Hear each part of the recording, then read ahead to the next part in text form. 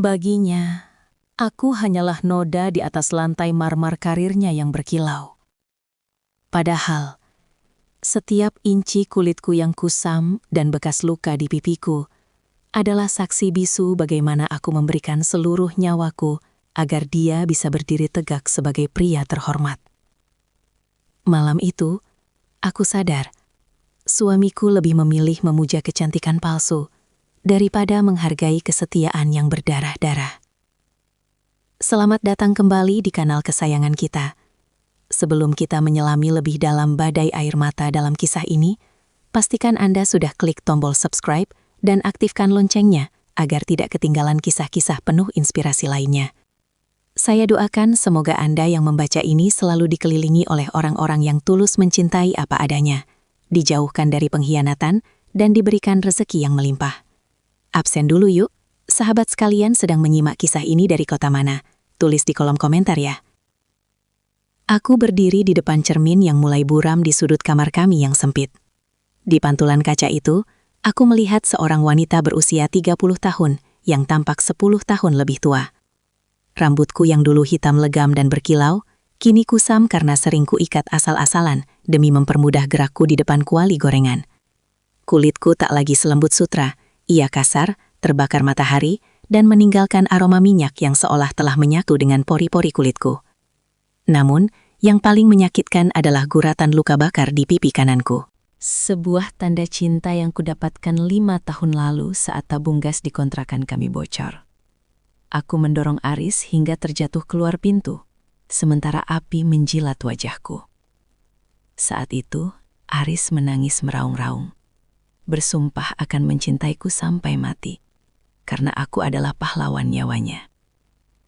Tapi itu dulu, sebelum dia mengenakan setelan jas slim fit seharga jutaan rupiah. Sebelum dia mencium aroma parfum mahal dari rekan-rekan kantornya yang cantik dan bening. Malam ini, Mas Aris pulang dengan langkah angkuh. Dia tidak lagi memelukku dari belakang, atau menghirup aroma leherku dengan mesra seperti dulu. Dia memandangku seolah aku adalah tumpukan sampah yang lupa dibuang. Nirmala, pakai baju yang agak mendingan malam ini. Kita ke rumah Pak Broto, ucapnya dingin tanpa menoleh. Aku tersenyum tipis, mencoba memancing percikan api cinta yang mungkin masih tersisa. Aku mendekat, mencoba merapikan kerah kemejanya, membiarkan jemariku yang kasar bersentuhan dengan kulit lehernya yang bersih. Mas, apa aku tidak memalukan jika ikut? Kamu tahu sendiri, wajahku. Dia menepis tanganku dengan kasar, seolah sentuhanku adalah polusi. Tatapannya menjelajahi tubuhku yang tertutup daster longgar. Iya, memang memalukan. Tapi Pak Broto mewajibkan bawa pasangan. Pakai bedak yang tebal untuk menutupi bekas luka itu. Dan tolong, jangan banyak bicara. Suaramu yang serak itu mengingatkanku pada pasar. Hatiku teriris. Dulu, dia bilang suaraku adalah musik paling merdu yang menenangkan jiwanya setelah lelah mencari kerja. Sekarang, aku hanyalah kebisingan yang mengganggu egonya. Aku melihatnya menyemprotkan parfum ke dadanya. Aroma maskulin yang menggoda, namun bukan lagi untukku. Di matanya, aku bukan lagi wanita yang ingin dia miliki di bawah redupnya lampu kamar, melainkan beban yang harus dia sembunyikan dari dunia. Aku menatap dasterku yang pudar. Di bawah kain ini, sebenarnya masih ada sisa-sisa lekuk tubuh yang dulu dia puja. Namun, api pengabdianku telah memadamkan gairahnya. Aku terlalu sibuk mengurus perutnya hingga lupa mengurus daya tarikku sendiri. Aku tidak tahu bahwa kerelaanku menjadi jelek demi kesuksesannya justru menjadi senjatanya untuk menusuk jantungku tepat di depan orang paling berkuasa di hidupnya nanti. Aku membongkar lemari kayu kami yang sudah mulai lapuk di bagian bawahnya. Di sana, terselip sebuah kebaya brokat berwarna coklat tua. Satu-satunya pakaian mewah yang aku miliki. Sisa dari seragam pernikahan sepupuku 2 tahun lalu. Aku mencoba mematut diri. Kebaya itu sedikit sesak di bagian pinggang, menonjolkan lekuk tubuhku yang sebenarnya masih sintal. Namun wajahku tetap saja tidak bisa berbohong. Bekas luka itu tetap di sana, mencolok seperti noda tinta di atas kertas putih. "Mas, apa ini pantas?" Tanyaku ragu sambil memoleskan lipstik merah murah ke bibirku. Aku ingin terlihat sedikit bernyawa malam ini. Mas Aris yang sudah tampil dandy dengan rambut klimis beraroma pomade mahal, hanya melirikku dari pantulan cermin. Matanya menyipit penuh penilaian yang kejam. "Cek, sudah kubilang tutup dengan bedak yang tebal, Nirmala. Lipstikmu itu terlalu merah, malah membuat wajahmu terlihat seperti badut di pasar malam." Dia mendekat, tapi bukan untuk memeluk atau memuji. Dia mengambil tisu basah, lalu menghapus kasar lipstik di sudut bibirku. Sentuhannya tidak lagi hangat. Itu adalah sentuhan seorang majikan yang sedang mengoreksi kesalahan bawahannya. "Jangan memalukan aku di depan Pak Broto. Ingat, dia itu perfeksionis. Dia suka keindahan." Kami berangkat menggunakan mobil sedan putih yang baru ia cicil bulan lalu. Sepanjang perjalanan, tidak ada genggaman tangan. Romantis, ramah, penuh perasaan, sangat menggoda. Mas Aris sibuk dengan ponselnya, tersenyum kecil menatap layar. Senyum yang sudah lama tidak kulihat ditujukan untukku. Di dalam mobil yang tertutup itu, aroma parfum mahalnya memenuhi ruangan, seolah mencoba mengusir aroma minyak goreng yang mungkin masih tertinggal di ujung kuku jariku. Sesampainya di mansion mewah milik Pak Broto, nyaliku ciut. Deretan mobil mewah terparkir rapi. Wanita-wanita dengan gaun malam yang terbuka di bagian punggung, kulit yang putih bersinar seperti porselen, dan tawa yang terdengar sangat elegan berhamburan di halaman yang luas. Mas Aris mendadak berhenti sebelum kami masuk ke pintu besar berlapis emas itu. Dia menatapku tajam, ada keraguan yang hebat di matanya. Aku mencoba meraih lengannya, ingin mencari perlindungan dari rasa rendah diri ini. Namun dengan cepat dia menghindar. "Mas, kenapa?" bisikku lirih. "Nirmala, dengerin aku." Suaranya merendah, dingin, dan menusuk. "Nanti kalau ada yang tanya, jangan bilang kamu istriku. Kondisi kantor sedang tidak stabil, dan aku tidak ingin mereka tahu kalau seleraku seperti ini." Duniaku terasa berhenti berputar. "Maksudmu, Mas, aku istrimu. Aku yang menemanimu dari zaman kita makan satu mie instan dibagi 2. "Itu dulu, sekarang beda," potongnya tanpa perasaan. "Ikut saja mauku, kalau kamu masih mau makan dari uangku. Tetaplah di belakangku dan jangan bertingkah macam-macam." Dia melangkah masuk tanpa menungguku. Aku berdiri mematung di ambang pintu kemewahan itu. Merasa seperti selembar kain pel yang dipaksa bersanding dengan sutra. Aku tidak tahu bahwa di dalam sana, Mas Aris sudah menyiapkan skenario yang lebih kejam daripada sekedar mengabaikanku. Sebuah penghinaan yang akan mengubah hidupku selamanya. Aku melangkah dengan ragu mengikuti punggung Mas Aris yang tegap. Ruangan itu begitu luas, dengan lampu kristal yang menggantung megah, memantulkan cahaya ke gelas-gelas sampainya yang berdenting. Aroma ruangan ini adalah perpaduan antara cerutu mahal dan parfum jutaan rupiah. Sangat jauh dari aroma dapur yang biasa kuhirup. Setiap kali ada rekan kantornya yang menyapa, Mas Aris hanya tersenyum lebar tanpa sedikit pun menoleh ke arahku. Aku berjalan 2 langkah di belakangnya, persis seperti bayangan yang tak diinginkan. Hingga akhirnya, sosok tinggi besar dengan wibawa yang kuat mendekat. Itu Pak Broto, sang CEO, didampingi seorang wanita anggun yang wajahnya tampak tak asing bagiku. Namun aku terlalu gugup untuk mengingatnya. "Ah, Aris, kamu datang juga," suara Pak Broto menggelegar ramah. "Siapa wanita di belakangmu ini? Sepertinya aku belum pernah melihatnya di pesta-pesta sebelumnya." Jantungku berdegup kencang.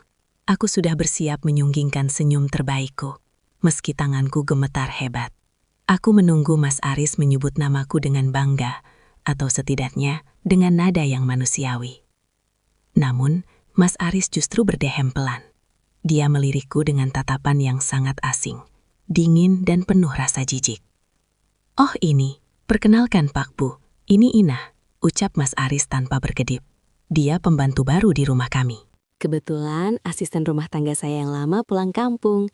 Jadi saya bawa dia untuk membawakan kado Bapak dan barangkali bisa membantu ART Bapak di dapur untuk menyiapkan camilan. Darahku seolah berhenti mengalir. Napas yang tadi ku persiapkan untuk menyapa mendadak tersangkut di tenggorokan. Ina, pembantu. Pak Broto mengerutkan kening, menatapku dari ujung kaki hingga ujung kepala. Oh, pembantumu? Tapi bajunya, sepertinya dia bersiap untuk pesta, bukan untuk bekerja di dapur. Mas Aris tertawa kecil, suara tawa yang paling jahat yang pernah ku dengar. Ya, Bapak tahu sendiri orang desa, Pak. Dikasih baju bekas istri saya sedikit bagus, langsung merasa jadi nyonya. Ina, ayo, tunggu apa lagi? Bawa kado ini ke meja belakang dan segera ke dapur. Jangan berdiri saja seperti patung, memalukan saya saja. Dia menyodorkan sebuah kotak besar ke arahku dengan kasar, memaksa tanganku menyerimanya. Matanya melotot, memberiku isyarat agar aku segera pergi sebelum aku merusak suasana. Aku menatap mata Mas Aris, mencari sisa-sisa pria yang dulu memelukku saat aku kesakitan karena api. Tapi tidak ada. Pria di depanku ini adalah monster yang baru saja menjual harga diri istrinya demi sebuah pujian dari atasan. Tanpa sepatah kata pun dengan air mata yang sudah menggenang dan siap tumpah, aku berbalik.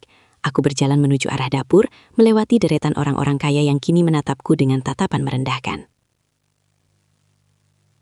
Oh, ternyata cuma pembantu, bisik salah satu wanita cantik di sana sambil menutup hidung. Di balik kemegahan pesta itu, aku masuk ke dapur yang sepi. Aku meletakkan kado itu di meja dengan tangan yang bergetar hebat. Aku tidak tahu bahwa di sudut pintu dapur, wanita anggun yang mendampingi Pak Broto tadi, Bu Sarah, ternyata mengikutiku.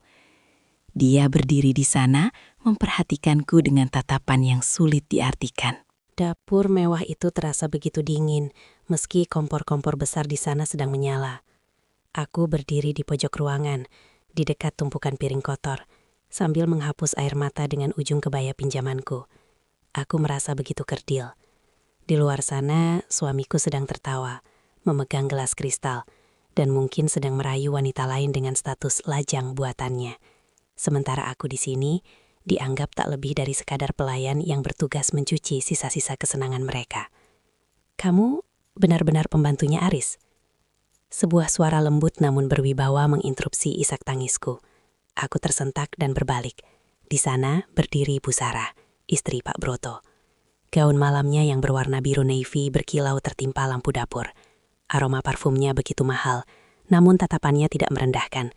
Ia justru menatapku dengan kening berkerut, seolah sedang memecahkan sebuah teka-teki.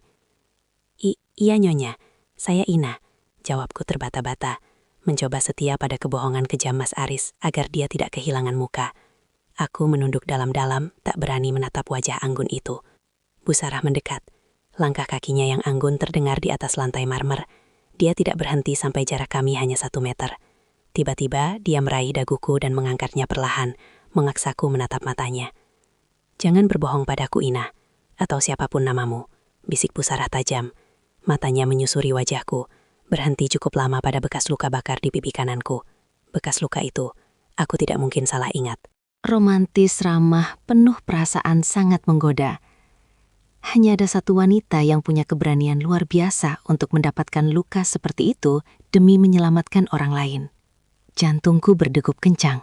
Apakah dia mengenaliku? Tapi bagaimana mungkin? Bu Sarah meraih tangan kananku yang kasar. Dia mengamati jemariku yang tidak memakai perhiasan apapun, kecuali bekas lingkaran putih di jari manisku, bekas cincin pernikahan yang baru saja kupaksa lepas di mobil tadi atas perintah Mas Aris. Aris bilang kamu pembantu baru, tapi cara kamu berdiri, cara kamu menatap. Kamu bukan pelayan, ujar Bu Sarah lagi. Suaranya kini terdengar lebih hangat, namun penuh selidik. Dan bekas luka itu, bukankah itu terjadi di peristiwa ledakan gas 5 tahun lalu di kompleks perumahan Melati? Aku ada di sana saat itu. Aku melihat seorang gadis muda nekat masuk ke api demi suaminya. Aku terdiam, lidahku keluh. Air mata yang sejak tadi kutahan akhirnya jatuh juga, membasahi tangan Bu Sarah yang halus. Katakan padaku yang sebenarnya, desak Bu Sarah. Siapa kamu bagi Aris? Karena jika kamu adalah siapa yang aku pikirkan, maka suamimu baru saja melakukan kesalahan terbesar dalam hidupnya malam ini. Aku baru saja akan membuka mulut untuk jujur. ketika tiba-tiba pintu dapur terbuka kasar. Mas Aris masuk dengan wajah merah padam, mungkin karena pengaruh alkohol atau rasa takut jika rahasianya terbongkar. "Ina, kenapa lama sekali? Cepat bawa minuman ini ke depan, dan jangan berani-berani mengganggu Bu Sarah dengan tampang melasmu itu." Bentak Mas Aris, sama sekali tidak menyadari bahwa Bu Sarah sedang menatapnya dengan pandangan yang bisa membunuh seketika. Mas Aris melangkah mendekat dengan napas memburu. Tangannya hendak meraih lenganku dengan kasar untuk menyeret diriku menjauh dari Bu Sarah. Namun, gerakannya terhenti seketika saat Bu Sarah mengangkat satu tangannya, memberi isyarat berhenti yang begitu mutlak. "Aris, biarkan dia di sini." Suara Bu Sarah dingin, sedingin es yang baru keluar dari pembeku. "Aku sedang tertarik dengan pembantumu ini. Dia punya cerita yang sangat menarik tentang bekas luka di wajahnya. Bukankah begitu, Ina?" Mas Aris menelan ludah. Keringat dingin mulai tampak di pelipisnya, merusak riasan pomadnya yang sempurna. Bu Sarah, dia itu hanya suka berdrama. Biasalah, orang kelas bawah sering mengarang cerita agar dikasihani. Jangan didengarkan, Bu. Mari kembali ke pesta. Pak Broto sedang mencari Ibu." Bu Sarah tidak bergeming. Ia justru tersenyum misterius. Jenis senyuman yang membuat bulu kuduk Mas Aris berdiri. "Oh, benarkah? Kalau begitu, kenapa kita tidak membawa drama ini ke tengah pesta? Aku ingin semua tamu mendengar betapa hebatnya asisten rumah tanggamu ini." "Tapi Bu, itu tidak pantas." Mas Aris mencoba memprotes. Suaranya bergetar. "Kenapa tidak pantas? Bukankah kamu tadi yang bilang dia ingin membantu? Mari Ina, ikut aku." Bu Sarah menarik tanganku dengan lembut namun tegas. Aku melirik Mas Aris. Wajahnya kini tidak lagi merah karena alkohol, melainkan pucat pasi seputih kapas. Romantis ramah, penuh perpesaan, sangat menggoda. Dia menatapku dengan tatapan memohon. Tatapan yang dulu sering dia gunakan saat dia masih pengangguran dan meminta uang padaku untuk membeli bensin. Namun kali ini, hatiku sudah terlalu beku untuk merasa kasihan. Kami berjalan kembali ke ruang utama yang gemerlap. Bu Sarah membawaku tepat ke samping Pak Broto yang sedang berbincang dengan para petinggi perusahaan. Suasana mendadak hening, semua mata tertuju pada kami. Seorang istri CEO yang anggun sedang menggandeng wanita dengan kebaya lusuh dan bekas luka di wajah. "Mohon perhatiannya semuanya," suara Bu Sarah bergema di seluruh ruangan, membelah musik klasik yang tadinya mengalun lembut. Mas Aris berdiri di sudut ruangan, meremas gelas kristalnya hingga jarinya memutih. Dia tampak seperti orang yang sedang menunggu vonis hukuman mati. "Malam ini, suami saya ingin memberikan penghargaan bagi karyawan terbaik. Tapi sebelum itu, saya ingin memperkenalkan seseorang yang sangat istimewa." Bu Sarah menatapku, lalu menatap kerumunan tamu. Wanita di sebelah saya ini diperkenalkan oleh Aris sebagai pembantunya. Tapi tahukah kalian, saya mengenal wajah ini. 5 tahun lalu, saya melihat wajah ini di surat kabar sebagai pahlawan yang menyelamatkan nyawa suaminya dari ledakan gas. Bisik-bisik mulai menjalar seperti api di antara para tamu. Pak Broto menatap istrinya dengan kening berkerut, lalu menatapku dengan tajam. "Sarah, apa maksudmu?" tanya Pak Broto. "Maksudku sayang, Pria yang kamu anggap manajer berbakat itu baru saja memperkenalkan pahlawan nyawanya sendiri sebagai pelayan dapur di rumah kita. Bukankah itu sebuah prestasi yang sangat luar biasa, Aris?" Pandangan semua orang serentak beralih ke arah Mas Aris. Di bawah lampu kristal yang mewah, topeng kesombongan Mas Aris retak 1000. Keheningan di ruangan itu begitu pekat, sampai-sampai suara denting es batu di gelas Mas Aris yang bergetar pun terdengar jelas. Ratusan pasang mata menatapnya dengan pandangan menghakimi. Mas Aris mencoba membuka mulut, namun hanya suara gagap yang keluar. Itu, maksud saya, Bu Sarah, mungkin Ibu salah orang. Inah ini memang pelayan saya." Mas Aris masih mencoba melakukan upaya terakhir untuk menyelamatkan mukanya, meski suaranya sudah terdengar pecah. Bu Sarah tersenyum sinis, lalu ia menoleh padaku. "Nirmala, sampai kapan kamu mau melindungi pria yang bahkan malu menyebut namamu di depan atasannya?" Aku menarik napas panjang. Rasa sesak yang sejak tadi menghimpit dadaku mendadak menguap, berganti dengan keberanian yang dingin. Aku melepaskan tangan Bu Sarah berlahan, lalu melangkah satu tindak ke depan. Aku tidak lagi menunduk. Aku menatap lurus ke arah Mas Aris yang kini tampak begitu kecil di mataku. "Cukup, Mas." Suaraku tenang, namun bergema di seluruh ruangan. Namaku bukan Inah, dan aku bukan pembantu di rumah itu. Aku menoleh ke arah Pak Broto dan para tamu. "Nama saya Nirmala Hardianto. Saya adalah istri sah dari Aris selama 7 tahun terakhir. Wanita yang dia sebut pembantu ini adalah orang yang menjual tanah warisan ayahnya agar dia bisa menyelesaikan gelar masternya. Dan bekas luka ini, aku menyentuh pipi kananku tanpa rasa malu lagi. Adalah harga yang kubayar agar dia tetap bisa memiliki wajah tampan yang kini dia bangga-banggakan di depan kalian." Terdengar suara gumaman kaget dari para tamu. Nama Hardianto bukan nama sembarangan di lingkaran akademisi dan pengusaha. Hardianto, Pak Broto mengulangi nama itu dengan nada terkejut. "Maksudmu Prof. Hardianto, pakar ekonomi yang menyusun buku pedoman investasi nasional kita?" "Beliau adalah ayah saya, Pak," jawabku mantap.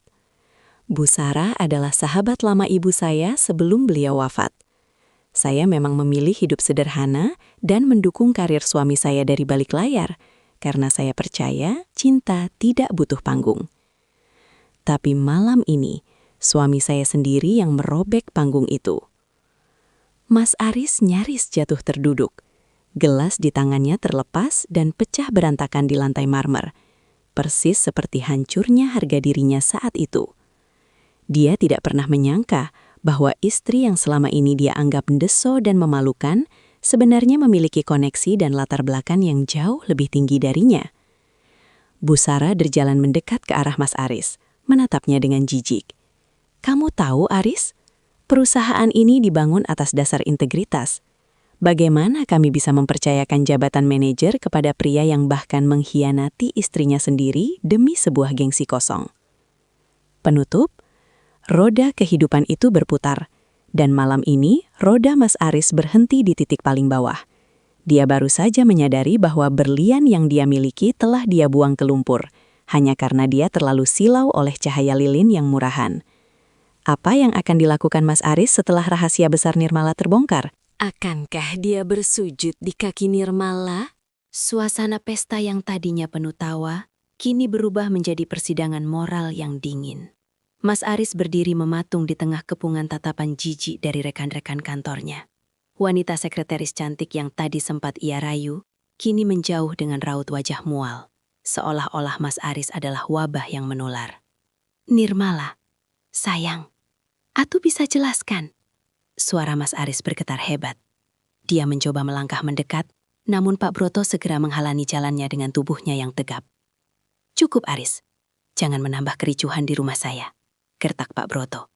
Suaranya rendah, namun penuh otoritas yang tak terbantahkan. "Saya tidak butuh penjelasanmu. Saya sudah melihat cukup banyak malam ini. Seorang pria yang tidak bisa menghargai wanita yang menjadi fondasi hidupnya adalah pria yang tidak punya masa depan di perusahaan saya." Pak Broto menoleh ke arah asistennya. "Besok pagi, siapkan surat pemecatan tidak hormat untuk Aris. Dan pastikan seluruh relasi bisnis kita tahu kenapa dia diberhentikan." Mas Aris ambruk. Lututnya menghantam lantai marmer yang keras. "Pak, tolong. Jangan, Pak. Saya punya cicilan. Saya punya nama baik. Nirmala, tolong bicara pada Pak Broto. Katakan kalau ini cuma kesalahpahaman." Aku menatap suamiku. Pria yang selama 7 tahun ini kuhormati lebih dari diriku sendiri. Melihatnya berlutut seperti itu, tidak ada rasa puas di hatiku. Yang ada hanyalah rasa hampa yang luar biasa. "Cicilanmu, Mas? Nama baikmu?" tanyaku dengan nada datar. Bahkan di saat seperti ini, yang kamu pikirkan hanya dirimu sendiri. Kamu tidak tanya bagaimana hancurnya hatiku saat kamu menyebutku Inah si pembantu di depan orang-orang ini. Kamu tidak tanya seberapa sakit luka bakarku yang mendadak perih lagi karena ucapanmu. Aku melepas cincin pernikahan yang tadi sempat kusimpan di saku kebayaku. Cincin emas tipis yang kubeli dari hasil berjualan gorengan di awal pernikahan kami. Aku meletakkannya di telapak tangan Mas Aris yang gemetar. 7 tahun lalu, aku memberikan segalanya karena aku pikir kamu adalah rumah tempatku pulang. Tapi malam ini aku sadar, rumah itu sudah rubuh karena kesombongan penghuninya. Ucapku pelan, namun tajam. Bu Sarah merangkul bahuku, memberiku kekuatan. Nirmala, kamu tidak perlu lagi mengemis cinta pada orang yang buta.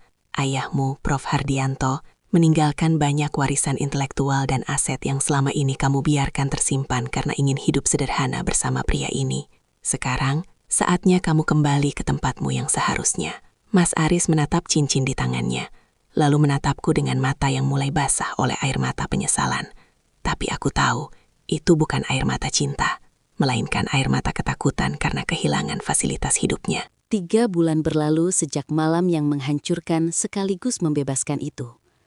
Aku berdiri di balkon kantorku yang baru, sebuah yayasan pendidikan dan pemberdayaan wanita yang kudirikan menggunakan warisan mendiang ayahku. Pipiku kini tak lagi tertutup bedak tebal. Meski bekas luka itu masih ada, aku tak lagi melihatnya sebagai aib, melainkan sebagai tanda kehormatan, bukti bahwa aku adalah seorang pejuang. Pagi itu, sebuah pesan masuk ke ponselku. Dari nomor yang tidak kukenal, namun aku tahu itu siapa. Nirmala, aku baru saja diusir dari kontrakan. Mobilku sudah ditarik bank. Tolong beri aku pekerjaan apa saja, bahkan jadi kurir di yayasanmu pun aku mau. Aku tidak membalasnya, bukan karena dendam, tapi karena aku sudah selesai dengan masa lalu itu. Mas Aris kini harus menjalani hidup yang ia ciptakan sendiri, tanpa jabatan, tanpa mobil mewah, dan yang paling menyakitkan baginya, tanpa harga diri. Kabar yang kudengar, dia kini bekerja serabutan dan sering terlihat di pasar, tempat yang dulu ia anggap rendah bagi suaranya yang berkelas. Pintu ruanganku diketuk. Bu Sarah masuk dengan senyum hangatnya. Nirmala, persiapan untuk beasiswa putri-putri daerah sudah siap. Pak Broto juga ingin mendonasikan sebagian laba perusahaannya ke yayasanmu. Aku tersenyum, merasakan kedamaian yang belum pernah kurasakan selama 7 tahun pernikahan yang penuh kepalsuan itu. Terima kasih, Bu Sarah. Tanpa malam itu, mungkin aku masih menjadi wanita yang bersembunyi di balik bayang-bayang seorang pria yang tidak pernah menghargai keberadaanku. Kini, hidupku bukan lagi tentang menjadi istri yang memalukan atau pembantu bagi ego seseorang. Hidupku adalah tentang diriku sendiri. Aku belajar bahwa kecantikan sejati tidak terpancar dari kulit yang mulus atau riasan yang mahal, melainkan dari keberanian untuk berdiri tegak di atas kaki sendiri dan meninggalkan mereka yang hanya mencintai kita saat kita memberikan segalanya, namun membuang kita saat kita dianggap tak lagi berguna. Aku menutup jendela kantorku. Di luar, matahari bersinar cerah, seolah ikut merayakan kebebasanku. Badai telah berlalu, dan aku tidak hanya bertahan, aku menang. Terima kasih kepada sahabat setia yang telah mengikuti kisah perjuangan Nirmala dari bab 1 hingga akhir. Ingatlah, jangan pernah membuang mutiara hanya karena ia tertutup lumpur. Karena sekali mutiara itu dibersihkan oleh tangan yang tepat, cahayanya akan membuatmu silau dalam penyesalan. Pesan moral: hargai pasanganmu saat masih di bawah, karena kesetiaan adalah investasi termahal yang tak bisa dibeli dengan jabatan setinggi apapun. Bagaimana pendapat Anda tentang akhir kisah ini? Apakah karma yang diterima Mas Aris sudah cukup adil?